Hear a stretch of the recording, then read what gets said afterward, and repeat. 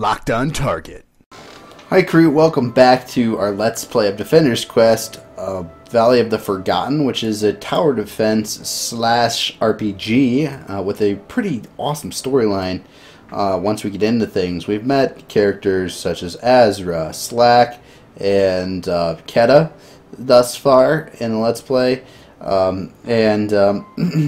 we are going to remember I failed this level going through it, but I still got XP. I grinded this level for like 10 times or whatever, because once you win the normal, it gives you plus 100 scrap. If you grind this one for, it gives you plus 25 XP, but I wasn't really going for hero levels. I was going for scrap to get basic equipment, and now I have 6 berserkers, which is the max stat. I don't have to buy berserker again, as well as they are all level 2 at least, which I did a few rounds of that, and I all got them the metal shivs. Now this is way overkill. You do not need to do this to get past here, but I wanted to have them, I wanted to have a base party line to get all XP, because that's the real gist of this game, is getting everyone to max level during the storyline is probably the most amount of grinding. So if you just get everyone right at the beginning as soon as you can, you will save yourself a lot of headache in the future.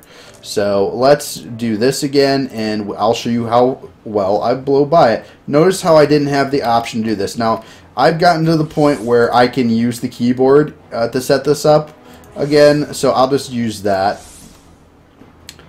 And now we have units to really spice things up and provide more of a more rounded cover system for this. So instead of focusing this completely on this side, I'm going to put her in the middle. Oh, and I leveled up Ezra a little bit, so that gives me a little bit more starting psi, and it also increases my max psi pool. So as you can see, I've upgraded more units and put more units on the board. That's thanks to the upgrade here. I know my first unit's going to come from this direction. So let's go to 4 times.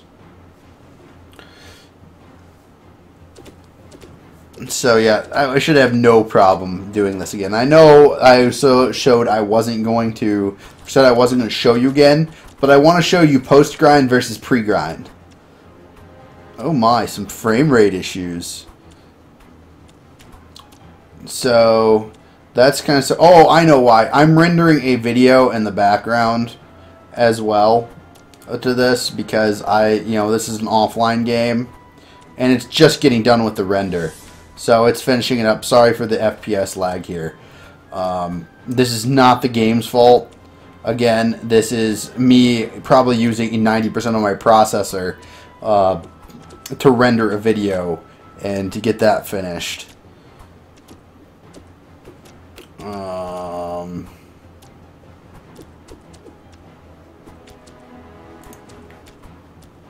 And it has 10 seconds of rendering on the video left, so it shouldn't be that hard or that much longer. You'll see this huge FPS boost. Sorry, I mean, yeah, there we go. Now we're back to normal. Yeah, and my video is done rendering. Wonder why I diverted the resources all that sudden. Because in my previous episodes, I have been playing this game, and even the previous time I did the last episode, I have been playing this game while rendering other episodes for my YouTube channel. So, sorry for the FPS lag there. Yeah, as you can see, they're not even getting near here now with the extra hands and the more people in there. It's really changed how this is leveled, and Keta got a level 5, so yay, I can get her to level 3 finally, which means I have rapid shot on cooldown. The higher the levels, the stronger the attack, but the slower the cooldown. So now she can have her 3rd tier attack, so upgrading here to level 3 is worth it. I can't upgrade to these guys to level 3 until level 5. Then you get your next attack at level 10, level 15, and level 20 respectively. So let's give him swiftness, which increases his cooldown speed, i.e. his attack speed. So it's pretty useful. Alright. Go to map. Yes. Now we are on to Act 2. I spit upon the eyes of the traitor, the murderer of honor. May he drown in his own blood. May his carcass not rot in the earth. May frost eternal take his bones. From the Quaid Oath of Office. Who's ready for round 2? I'll tear the faces off those skulls and to hold decorative houseplants. That's a battle cry there. Slak, they're all dead. Aww.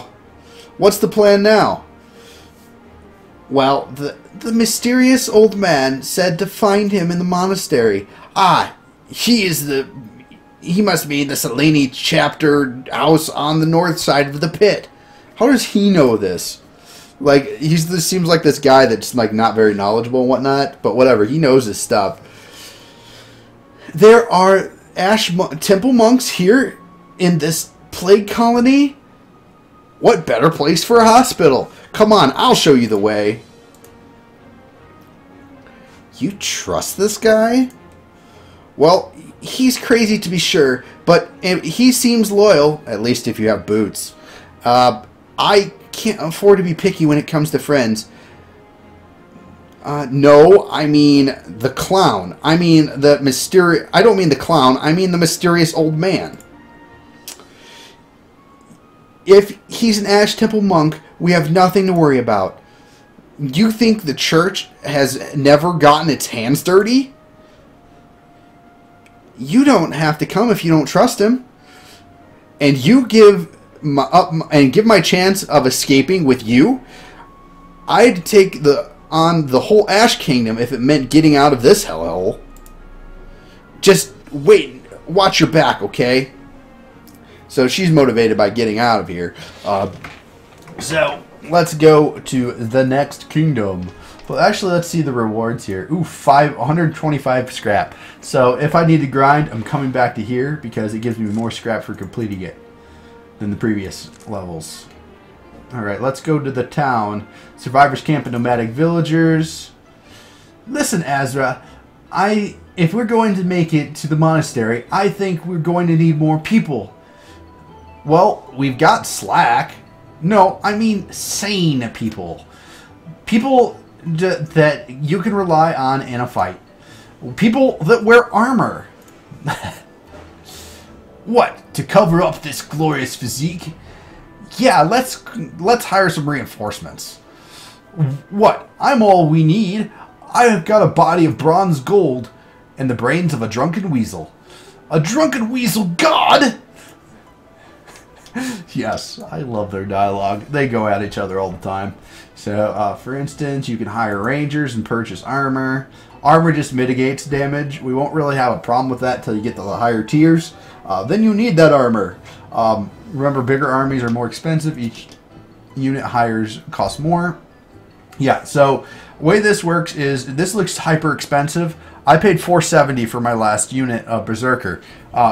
So basically, if I hadn't bought Berserkers, these units would cost $470. That being said, I'm going to grind the heck out of this and get all the ranged I can right now, because one of your key units are your archers. Your Berserkers become your kind of tank, but your archers become your main DPS as far as just lighting things up and holding things down. So I definitely want to get my archers started.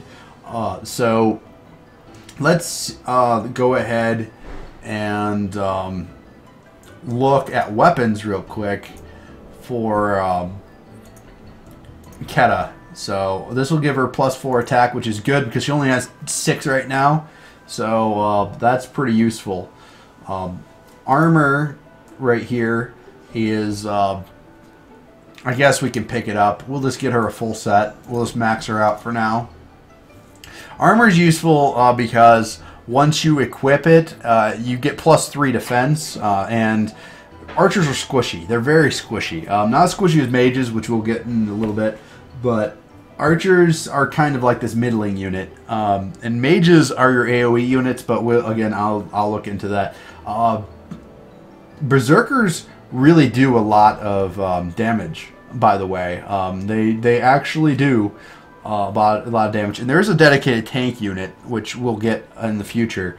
But Berserkers are also very good tanks because they are evade tanks. So they might just not even take damage at all. They're evade to regen, where the other one just focuses on blocks. And we'll get into that later. Why I generally upgrade Berserkers over blocking, because it's a waste of a slot skill, in my opinion. But they do get really powerful other skills. Sorry, I'll leave this. As a matter of fact, for story reasons, I won't spoil why I'm going to grind now, but I'm going to grind all 6 of my archers right now. All right, so I'll catch you on the next Let's Play, and until we meet again, stay on target.